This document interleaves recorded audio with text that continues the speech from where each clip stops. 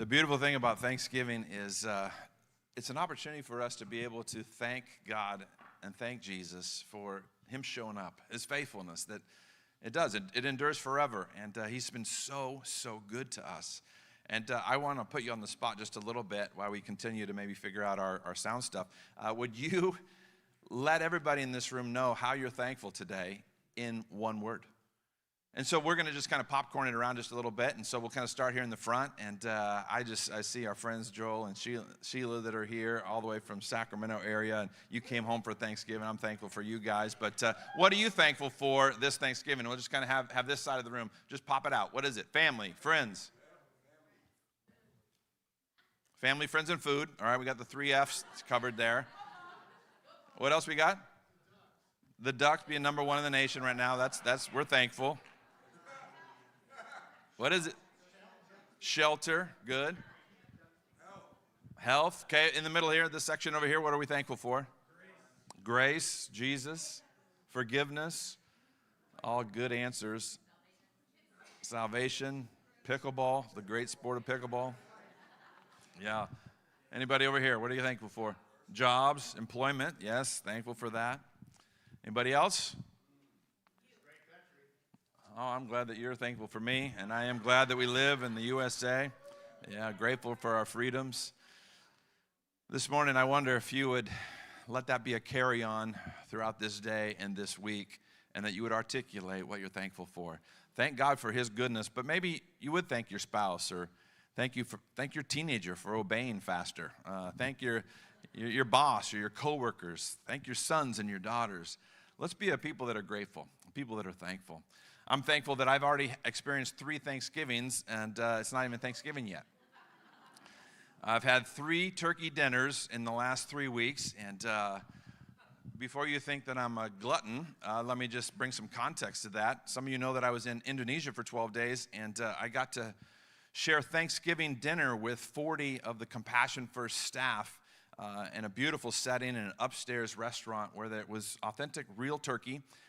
And we did our best with stuffings and burnt pumpkin pie and all the fixins, because it's become a tradition for the Indonesian team there with Compassion First, which is a nonprofit group that's helping make a dent in human sex trafficking, and to meet their people, to meet their team, and then to hear them be thankful in the midst of great need was super special.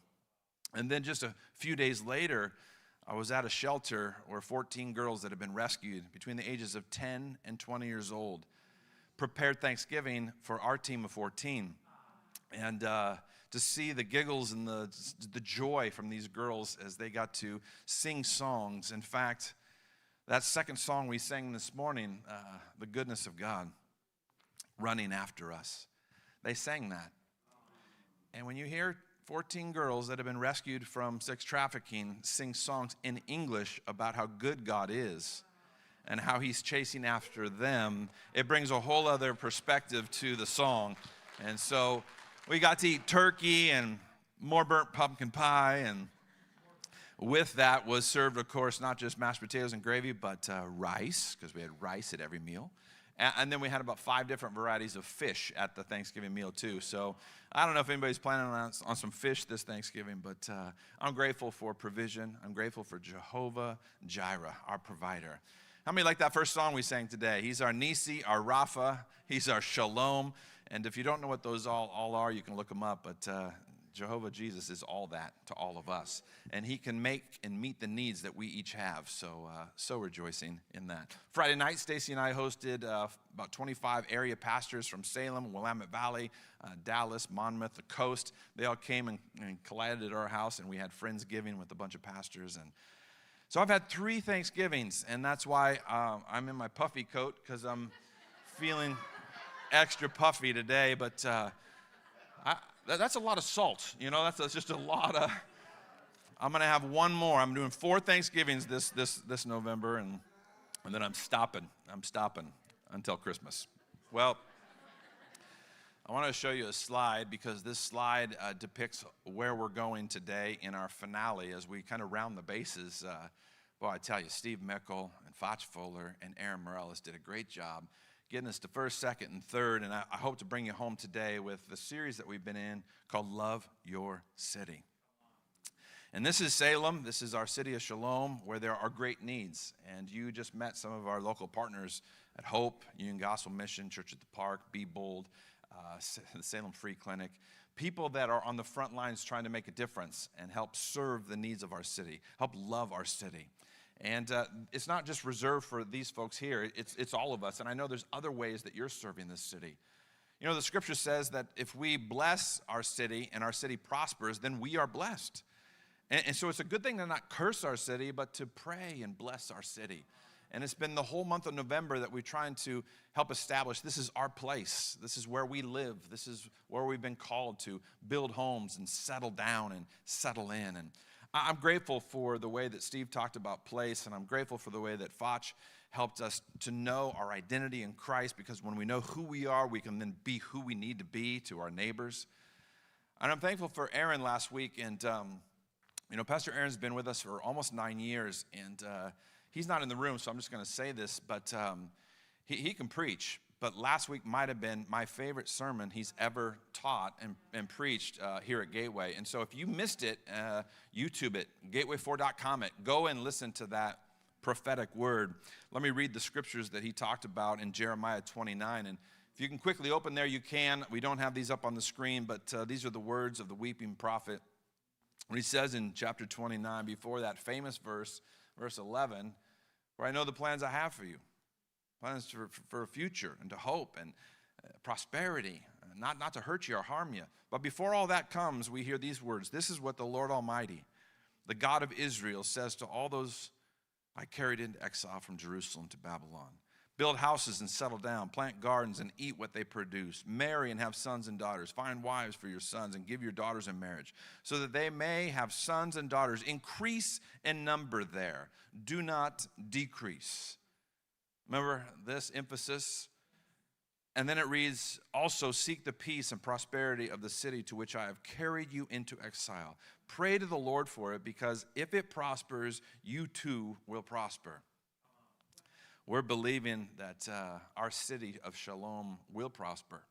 And it's going to prosper because God's presence is here, because you live here, because I live here, and because we can make a difference here. So today, as we get to it, the finale message for our series, #Love Your City, I have a question for you. And I want you to help me by blurting out the answer in just a moment, but I'm going to help set it up with a countdown of 1, 2, 3, then you'll blurt it out. So don't blurt it out quite yet. And I want to ask you today, what is the number one, single most important thing for you and me to do in our life? Another way to say it could be, what's your biggest priority? Well, what's the first and foremost purpose for your life? And let me give you some answers that it's not.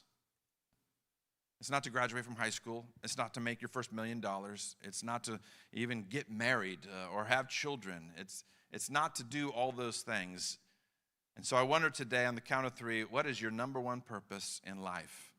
1, 2, 3.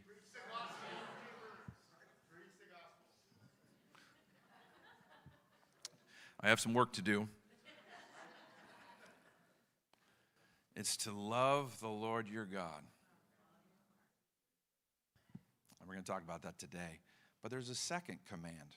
The second most important thing, and this is interesting that it comes right after the heels of to love God.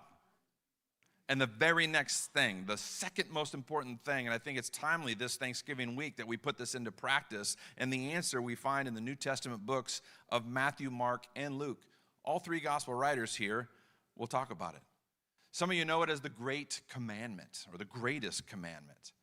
You can find it in Matthew 22, you can find it in Mark 12, you can find it in Luke chapter 10. You can go to any one of those if you like, but I today would like to show you in Mark chapter 12, verse 30 and 31, the greatest commandment. Now, Jesus is going to sum it all up with this greatest commandment. And how many believe that if we actually did this in our planet, on our planet, in our nation, in our state, in our city, in our neighborhoods, that we would then thrive? Like if we really did love God and love people, love our neighbor, things might change. And so don't minimize the simplicity or the Well, I've heard that before message because I bring us back to this truth of the number one command is to love God, and number two is to love God's people.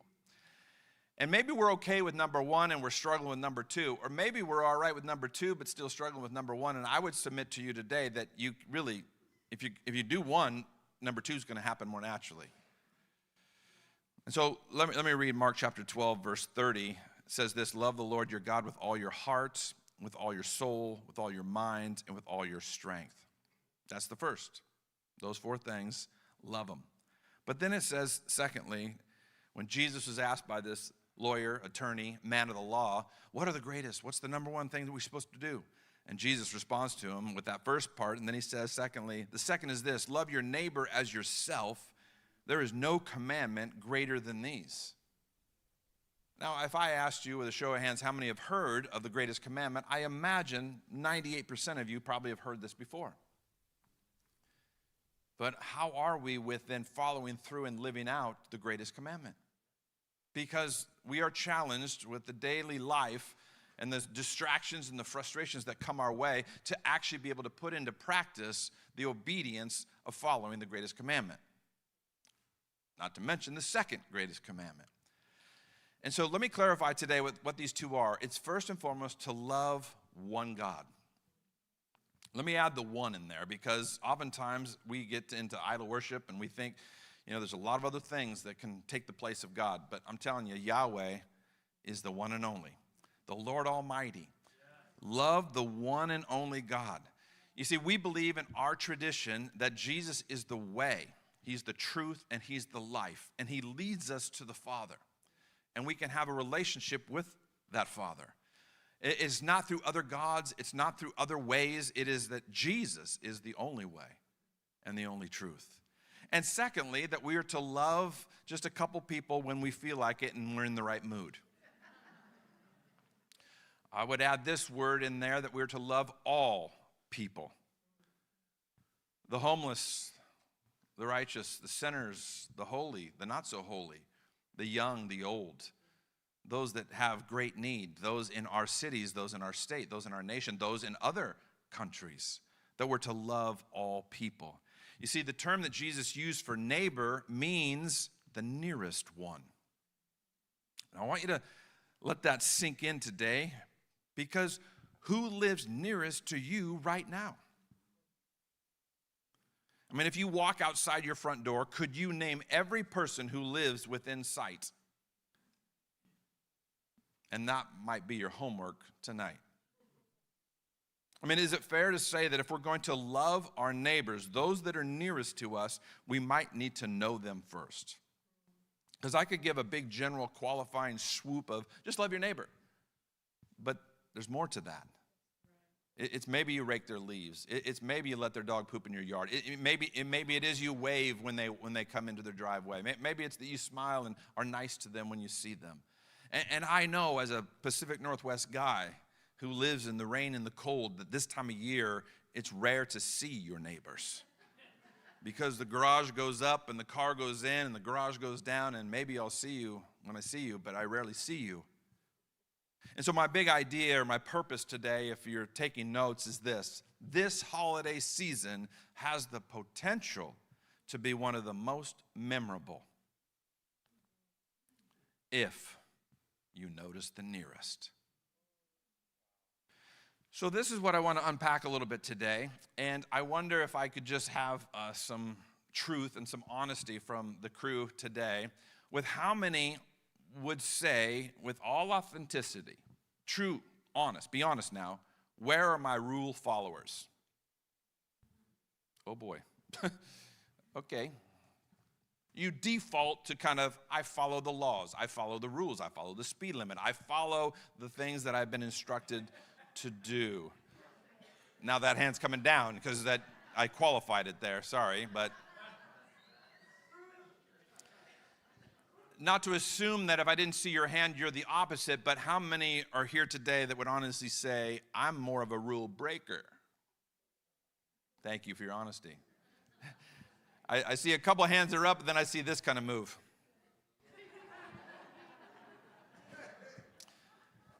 Whether you're a rule breaker or a rule follower or somewhere in between, or if it's conditional upon what the rules are, I wonder today how many follow 100% of God's instructions.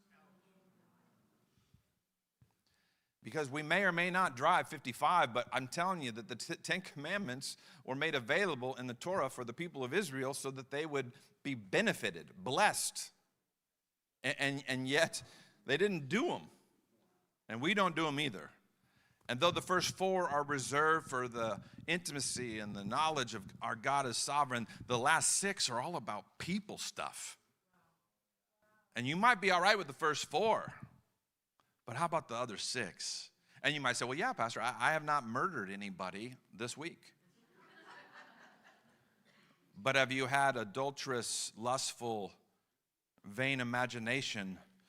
And so I want to encourage us today to become more of a rule follower, or more of a commandment follower, or more of a, let's just say this, Jesus follower. Because when Jesus sums it up here in Mark chapter 12, verse 30, love the Lord your God. Like he's saying, this is not the great suggestion. This is not the, well, if it works out, it's a great recommendation for you. No. Jesus is saying, look, of the 623 commandments that are in the Old Testament and that Leviticus and that are all laid out, like don't mix your yarn and your wool, and make sure that your sheep are separate from your goats, and all those things that don't really matter for us today, but Jesus answers it and sums it up with these 2. Love the Lord your God and love your neighbor. Love your one God and love all people. I want to show you that in 1 John 5, it says this is how we know that we love the children of God, by loving God and carrying out his commands, his instructions. In fact, this is love for God, to keep his commands, to keep his instructions, because his commands are not burdensome. So if you think at all today that there's some kind of condemnation on you, like, I just can't do it, it's just so heavy, there's no way, then maybe you're looking at it not right. Because all of God's instructions, all of God's commands are to bless us, help us, and benefit us and others. And so it shouldn't be burdensome to love God. If it is burdensome to love him, then something's maybe wrong or needs to be adjusted. If something is going awry with how to love your neighbor, something's a little off, because it shouldn't be burdensome. It should be more and more natural, supernatural in the way that we love God and love people. Now, how many today are saying, okay, I have a little room for improvement? Yeah, with this and with that, with up and without, that I got some work to do. Now, if you think Jesus is just kind of making this up on the fly, of the 623, I'm just going to come up with these 2. Let me let you know that Jesus is referencing the OT. And this is what I always love, is the parallels. I like it when the Old Testament and the New Testament collide. And Jesus, who is the Messiah, he's the Son of Man and he's the Son of God. And he's telling them, pay attention to these 2. It's not like disregard the other 621, but pay attention to these 2 in particular. But he gets this thoughts all the way back from Leviticus. Now, you don't have to turn there, but in Leviticus 19:18, it says this: never get revenge, never hold a grudge against any of your people. Instead, love your neighbor as you love yourself. I am Yahweh. So the beautiful thing here is that you have this stream, this connection of old all the way to the new of love your neighbor. And if we do that, there is great potential of this holiday being the most memorable, the most special, as we would love one another, that we would obey without delay, which is easier said than done, right? Like, I'll just give you the easy assignment. Turn to your neighbor and say, hey, obey without delay. Just tell them. Yeah, you say it, but actually applying it and living it is quite difficult. And so I want to apply some things from this very simple message, but this difficult commandment to love your neighbor. We're not going to focus now on the love the Lord your God. I'm going to kind of hope that you'll put that into practice this week, but I want to specifically narrow in on loving your neighbor.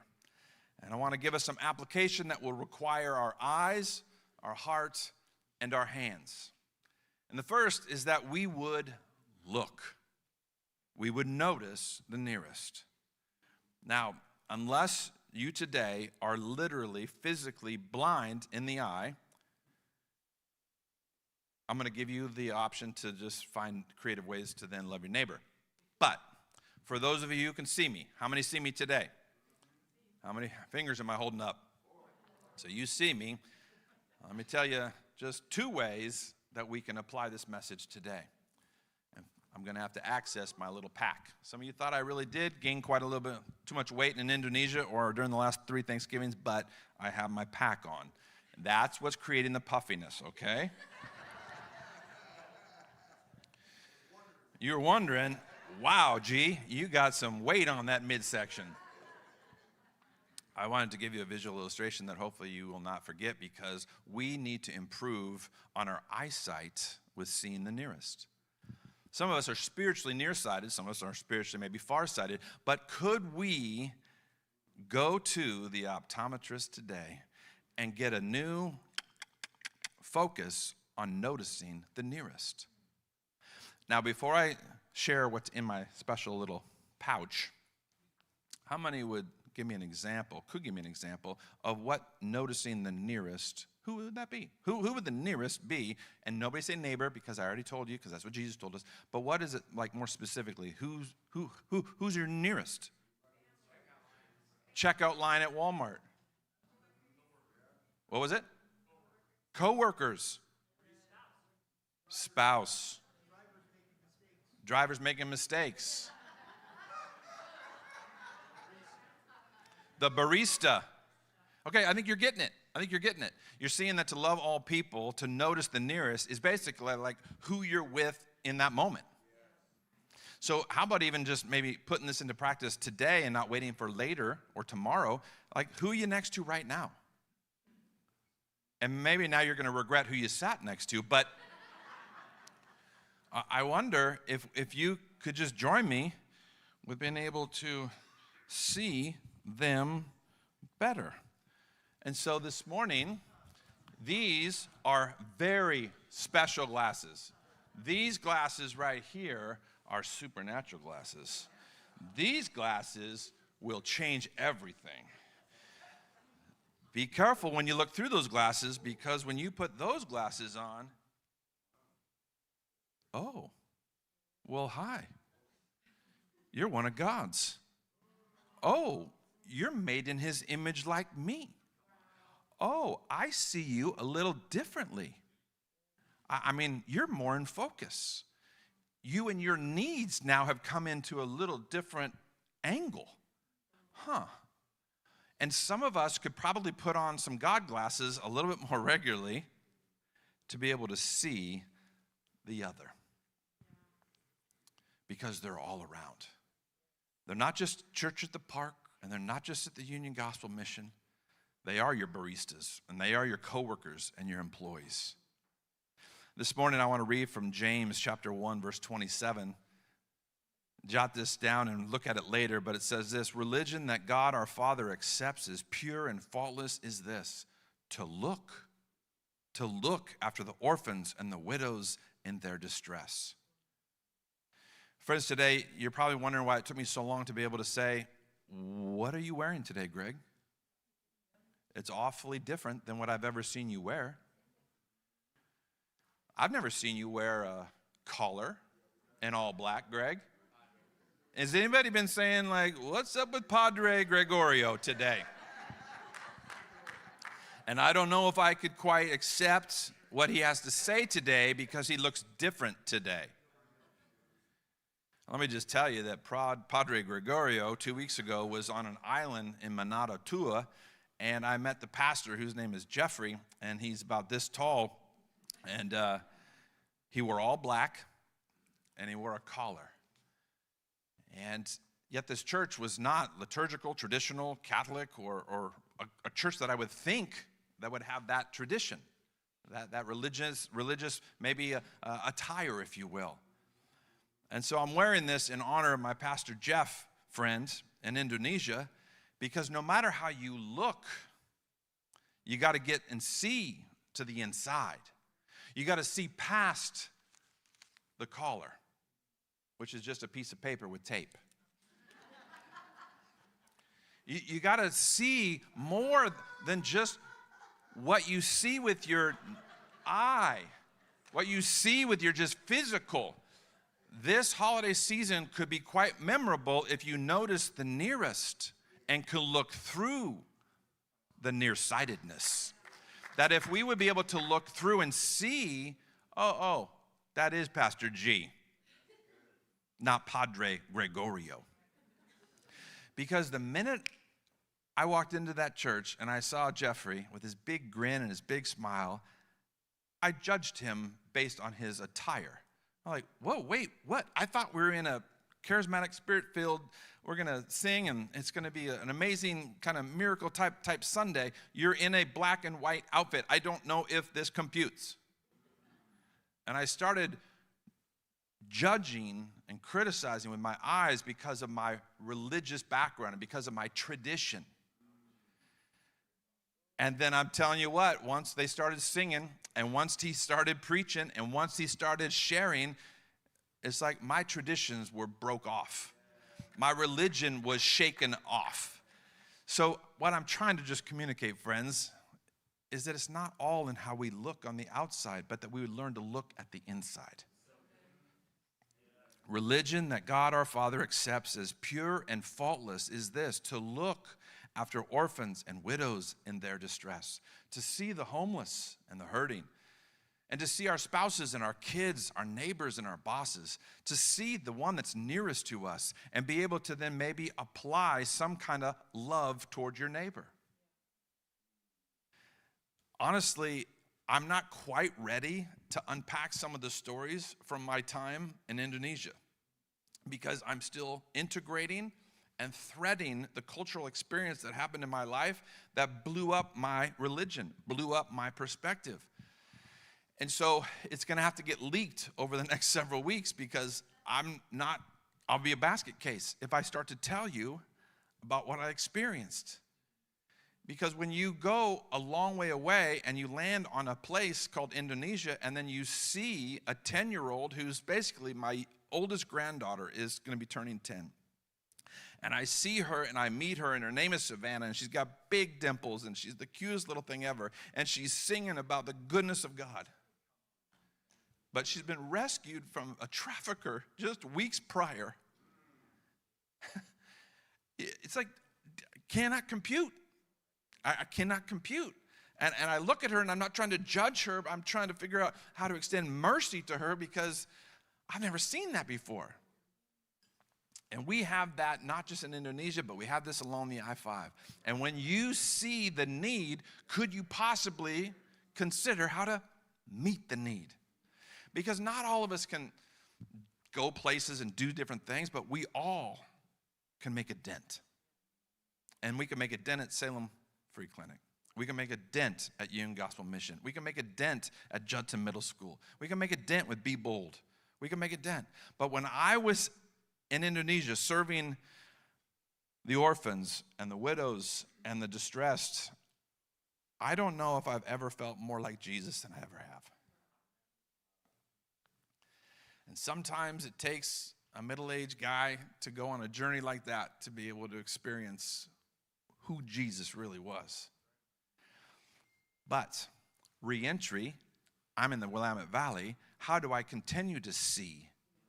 How do I continue to discern with the people around me that possibly, I don't know if they've been trafficked. I don't know if they've got, but everybody's got a story. And somebody say, well, man, it'd be great, Greg, if you could put some of those pictures up and show me. Can you show me the Savannah? Can you show me some of the pictures? I can't. We were told you cannot bring your phone, you cannot take pictures because their lives depend on the safety of their faces not going out to the world. So when we drive in 2 big transit vans and we get to the edge of this compound with fences that are 12 feet high with barb rail all across, barbed wire, and we have to do this special little honk, honk, honk, honk, honk, honk, honk, honk,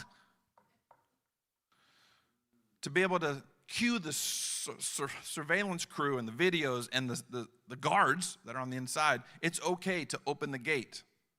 to these 14 that are going to come in onto this compound to be able to minister and meet and have Thanksgiving with these girls.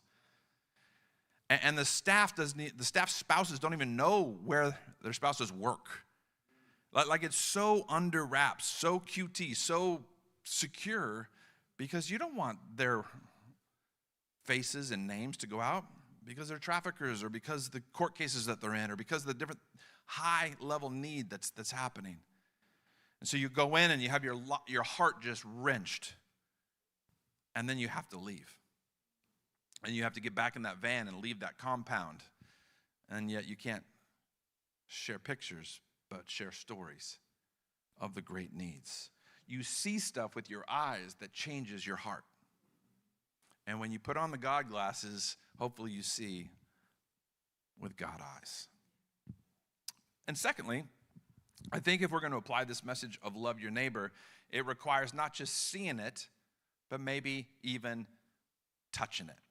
How can we touch our world? How can we meet the needs of all those around us? Because we can't meet all the needs, but what's God called you to meet? And as you consider loving your neighbor or loving the nearest to you, maybe that is your spouse, or maybe that is your 3-year-old, or maybe that is your next door neighbor, or maybe that is your coworker. I don't want to overwhelm you with this big commandment of love your neighbor, which could be maybe simplified with just be nice. Just be kind to everybody. But how will you serve? Is it in children's ministry to be able to take care of and love and lead and listen to Zachary as he sings with all his gusto? Or you get to watch little Sarit come up and share a prayer in front of all of her classmates. Like, what are the ways that we can serve the needs of our community and of our local expression? And I think that comes with just using our hands. And so my last visual illustration for today is that sometimes you got to just be able to glove up. You got to be able to just be willing to put the gloves on, and you got to be willing to maybe get dirty. Now again, that's pretty easy to say, but how do we do it? What's God called you to put your hands to? Is it to hold your spouse and to affirm her or him with kind words? Is it to help weed your neighbor's garden? Is it to be able to bless your boss with a thank you note or a gift card this holiday? I mean, what is it that you would put your hands into action? Because if we just see it but we don't meet it, I think then we fall short. Because isn't it James who says, I hear these words, but do these words. Don't just be a hearer of these words, be a doer of these words. And so where's God calling you? Is it to your next door neighbor, or is it across waters? And seek the Lord's wisdom for this season to be able to love possibly the most unlovely. To possibly figure out ways to be able to serve and come alongside. It says this in Galatians chapter 5. You, my brothers and sisters, were called to be free, but do not use your freedom to indulge the flesh. Rather, serve. Serve one another humbly in love, for the entire law is fulfilled in keeping this one command. You ready for it? You've heard this before. Love your neighbor as yourself. So now Paul is chiming in on Jesus' great commandment. And Jesus got it from Leviticus back there in chapter 19. And we see now he's saying, look, you're free, but don't indulge your freedom. Walk in freedom. And the way you walk in freedom is to serve one another humbly in love. And how do you do that? Love your neighbor. Love the nearest to you. Now I know that might not seem like revelation, but I hope it's inspiration, because our church will make a difference in this community if we see and if we put our hands to the good work. Now, I introduced some of those, Lynn introduced some of those amazing local partnerships, and they're going to be in the cafe today for you to get to know more. But Gateway, please love them and say thanks for what they are doing. Even if it's like, I'm not really called to the this, that, or whatever ministry, but just maybe say, hey, thanks, Mario and Andrea, for the way you serve the Salem Free Clinic. Thanks, Simon, for the way you're helping the homeless. But maybe there's a nudge for you to actually be engaged and to be involved. This is why we put the menu in front of you, so that the Lord would then maybe nudge you into a particular way to serve, to give, to put on the gloves. So, would you turn to your neighbor this morning and just say, hey, neighbor, you're the nearest to me, and I'm trying to learn how to love you.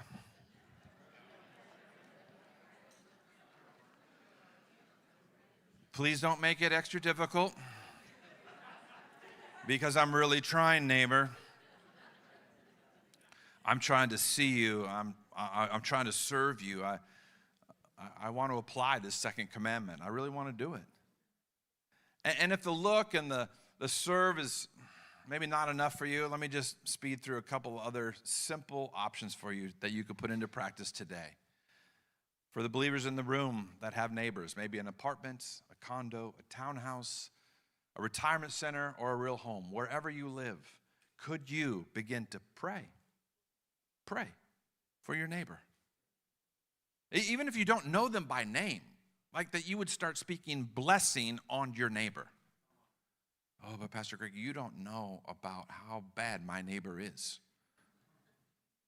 We are not called to love good neighbors only. We're called to love all people. And the nearest to us is where God has placed you. And the way that you love this city is to love your next door neighbor and maybe the one across the street. So pray for them by name if you can get to know their name. Pray for them by name. Or maybe even simpler is like, say hello. Don't be the stuck-in-the-mud Pacific Northwest loner like most everybody else. Be the bright, shining face that maybe they haven't experienced and seen all day. And literally just smile and say hello. I think all of us could do that. Pretty simple. Or maybe you want to step up your game because you see through your God goggles that there's a need. Like I see there's a greater need there. Maybe meet that need. Maybe get to know them and find out more of how you can get to help them. You see, we are called to preach the gospel, but the gospel is Jesus in the flesh, and it's you and me with skin on to be able to get into those places and those spaces where they can experience the gospel, they can experience the good news, and they can see, oh, that's what a Christ follower looks like. That's what a Jesus person does.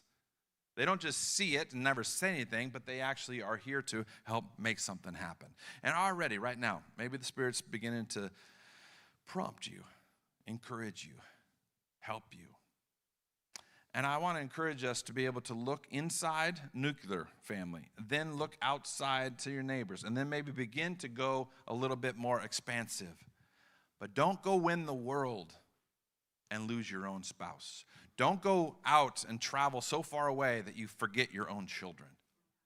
So there is a balance and a tension that's involved that we could then say, well, I'm going to go win the world. Well, what about the one you live with? What about the little ones you're raising? What about the teenagers that are causing craziness in your life?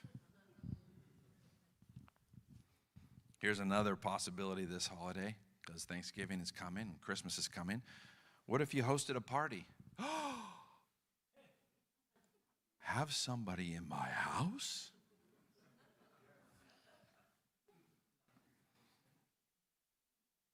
Gateway needs to improve on our hospitality. Not just the hospitality of when you come in here, you get a nice warm handmade pie and you get a handshake and a high five and all those wonderful things. Here, we are extensions of the body of Christ. And so I want to encourage you, if not challenge you. Invite somebody over. Invite somebody in. Invite somebody to come into your house and experience the mess. Experience the chaos.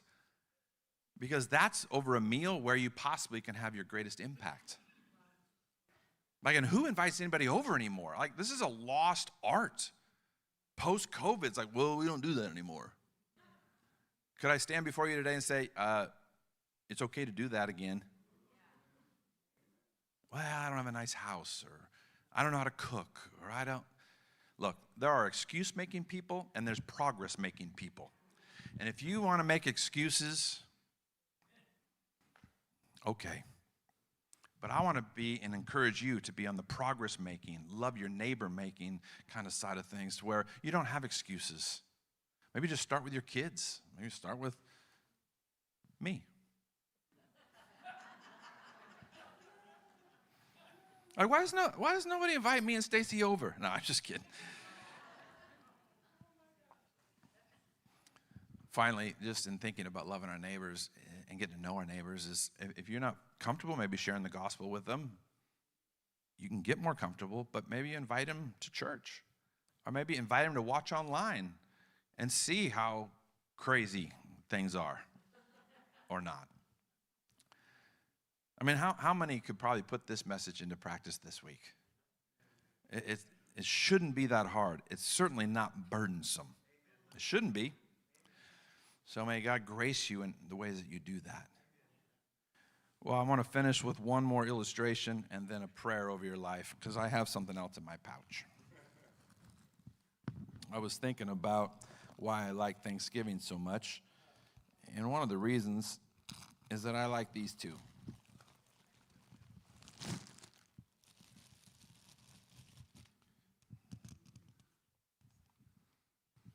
These are my friends. You might not be able to see them very well from way back there, but this is a cute little couple. They're chipmunks.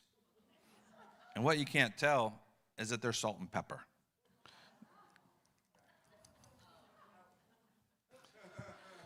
A little salt and a little pepper from two little chipmunks. And why do you say, Greg, those are some of your favorite things? Because these are my mom's. She put them out every November. Two little silly chipmunks that we get a little salt and pepper from. I remember my mom when I see these. But I also remember Jesus' encouragement to us in Matthew 5 when he says, "You are the salt of the earth." I'm telling you, there is the right amount of salt that should go on your turkey and mashed potatoes. Now, there's never enough pepper. More pepper, more pepper. I'm a pepper guy. And pepper's not in the Gospels, salt is. So use as much pepper as you want. But when it comes to the salt, too much, and you're like, ew. Not enough, and you're like, waning, wanting. But just the right dash of salt can make a meal. If you don't know where I'm going, what I'm trying to say, fellow chipmunks, is that this holiday, be the right amount of salt. Be the right amount of salt as you love and see the nearest to you. Don't overdo it and overcook it. Don't be hyper-Christian. Don't be hyper-spiritual. You don't have to wear a collar. Just be you. Be you and be the right amount of dash, the right amount of salt to your neighbor, to your coworker, to your kids. But don't overpower it. Look and serve and find ways that are going to meet the needs of someone next to you. And watch how you might win them to Jesus this holiday.